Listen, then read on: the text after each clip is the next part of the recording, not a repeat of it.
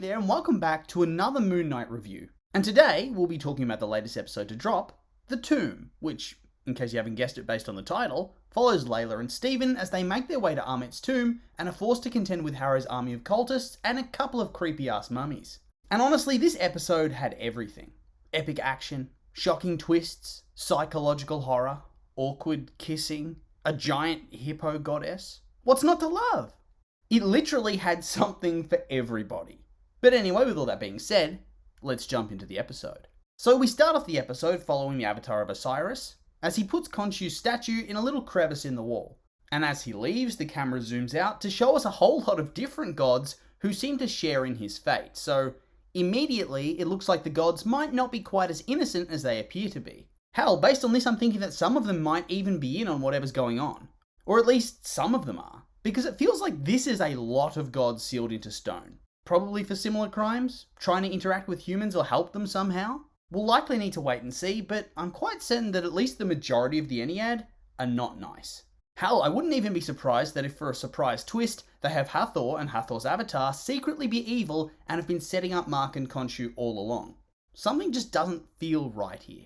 Anyway, we then return to Layla and Steven's unconscious body as they're once again attacked by a group of Harrow's men in a truck. And here, Layla activates stealth mode and beast mode and destroys these fools by throwing a flare into their ammo crate, which ends up killing them both. And I really like this scene because it just shows she isn't some damsel in distress. A lot of times this episode and in the last episodes, it felt like she was getting set up to be saved at the last second by Mark. But they keep sort of just faking you out and having her get shit done herself, which is really refreshing.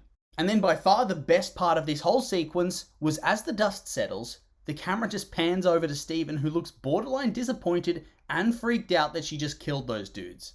Maybe he's understanding why she and Mark got along so well. Either way though, those dudes needed to go, so good riddance. We then cut to them driving through the desert where Steven refuses to give the body back to Mark, telling Layla that they had an agreement that once the business with Khonshu was finished, Mark would disappear and never speak to him again. So yeah, in my opinion, this is a bit of a double cross. Because this is clearly a case of being really specific about phrasing, because I would argue the business with Khonshu is not finished until Amit's defeated, but what do I know? And then on top of that, how he thinks he's going to be able to go full Tomb Raider, I have no idea, but whatever.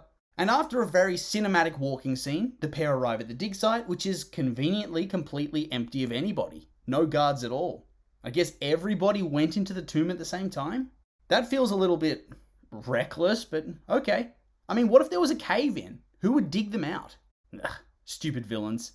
And here's where we have some more Mark and Steven drama, where they argue about their mutual affection for Layla. And then we cut to Layla, who's packing up some more flares. Man, she really loves to fight with those flares. But then we see a blood spatter and an embalming tool. And I've seen The Mummy, and I've seen The Mummy Returns, and I have a pretty good idea where those dig site guys have gone at this point. I'm guessing we're going to be seeing some pretty gnarly corpses soon. And some mummies. I mean, this show has really not been shying away from the gore that much. I mean, at least for an MCU standard. So I'm excited to see how they deal with this. Anyway though, we then have the most awkward romance scene of all time. I had to turn away. It was so cringy. First, Layla sniffs Steven and keeps looking at his lips. Then she tries to kiss him and he tells her that Mark's doing all of this to protect her from Khonshu. And then he kisses her while she kind of cringes because the moment had passed. This is just vomit-worthy cringe. Ugh, I really couldn't handle it. This is a nightmare for me.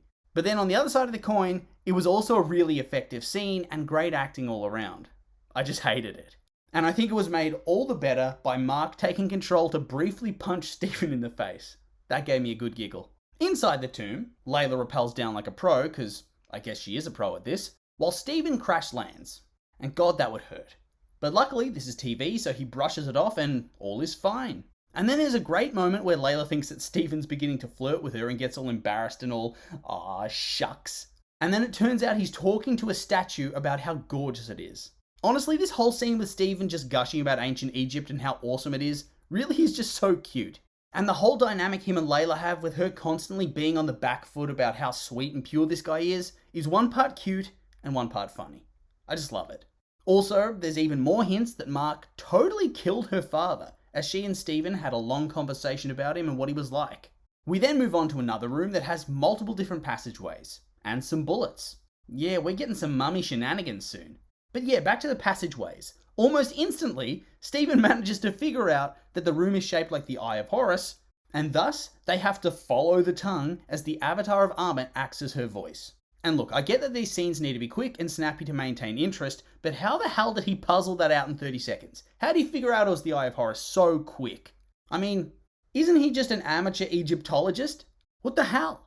Anyway, they follow the tongue and then stumble across an embalming table with fresh blood and organs in canopic jars. So, yeah, there's some nasty mummies running around fighting Harrow's cultists for sure. Stephen, of course, being smart, at this point notices that the main doorway has a whole lot of blood and bones and gore leading right through it and thinks, nah. And so he tries to find another way. And so Layla sends him up to a higher ledge to look for an exit. And are you really going to tell me the cultists didn't find this door? They just didn't think, oh yeah, let's take a look up here, before following the obvious death path? They need to play more Skyrim, methinks. And here is where we get our first look at the freaky mummified monster, who, after we hear some gunfire, drags in one of the cultists and just starts to take out his organs. Because that's what people do. And I mean, he's still alive as well, so that's absurdly nasty, like truly, truly gross. And yet, I loved this whole section. It's like a horror game where you have to stealth around the unbeatable monster who can kill you in one shot. Just having the camera focus in on Layla's face whilst the monster is blurry in the background and you hear those noises of the mouth clicking and the sounds of organs getting sliced and diced. Ugh, perfection.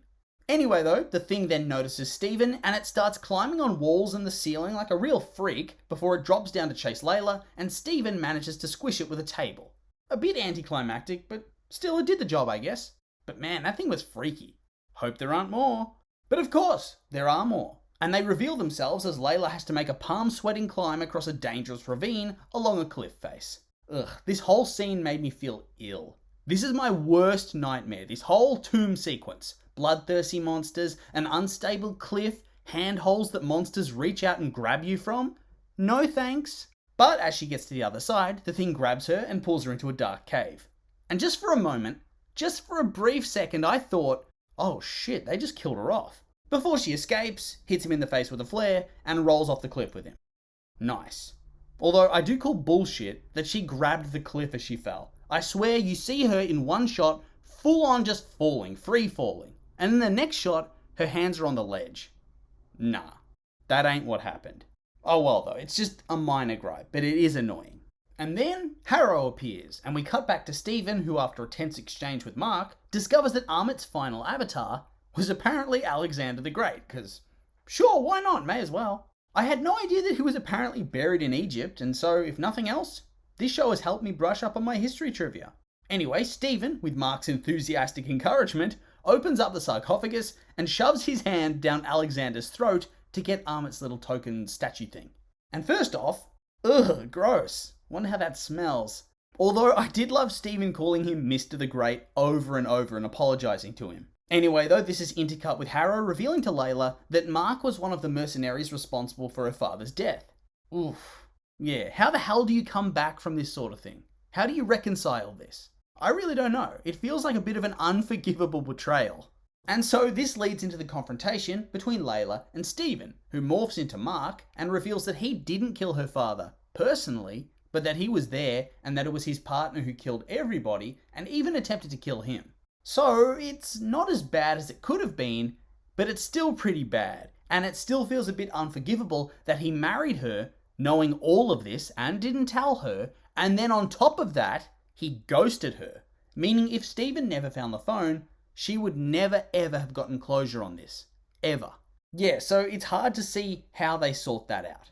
Moving on though, Harrow then arrives with his squad, and whilst Layla hides, Mark tries to take them on with a ceremonial axe from Alexander's tomb. And refreshingly, Harrow just straight up shoots him with very minimal hesitation. And then gives him the good old double tap for good measure. Finally, a non-stupid villain. And honestly, I expected that this scene, where Mark/Stephen drift off together into death, would be the cliffhanger ending for the episode. But it turns out I was wrong, because now we have a 10-minute Asylum scene, which is just a complete and utter acid trip. And I'm guessing that this is meant to be the inside of his mind, or an illusion that's been made by one of the gods to try and trick him and trap him? Fix him? Oh God, I really have no idea. But I loved everything about it. Mark being strapped to his wheelchair like Stephen was to his bed, Layla being a fellow patient and stealing his bingo card, all of Harrow's minions being kindly carers. Hell, just all the people that Stephen/Mark had interacted with recently being there. Stephen Grant being an Indiana Jones type character in a terrible B movie. Mark having a cute little Moon Knight toy, down to Harrow being his classic manipulative self, but this time looking like a principal from a 1980s coming of age movie. I just loved it. Anyway, Mark manages to escape and hides from the orderlies, only to stumble across a sarcophagus that has Stephen inside it, and so the two are together for the first time in person, which is pretty awesome. I really love their hug and how Mark is just so happy that this isn't all some grand delusion, that it's all happening for real and they have to escape together. And another interesting thing to note is that they walk past a big angry red sarcophagus that is also shaking. So that's going to be our third guy, right? The really violent and aggressive one. It's kind of sad they didn't let him out, but I think they will next episode. Anyway, the episode ends with the two coming face to face with a giant hippo goddess and both of them screaming as the credits roll. So clearly, she's going to play a big part in bringing them back to life next episode, as she's the goddess of rejuvenation. So yeah, guess that's that then. So really, that's the end of the episode. And this show is just going from strength to strength, and I really hope they can maintain that momentum going forward into the final 2 episodes. Hopefully they don't drop the ball right at the end. That being said though, these are just my opinions, and now I'd like to hear yours. What did you think of the episode? Like it? Hate it? I'm curious for your thoughts, so make sure to like, comment, and subscribe, and let me know.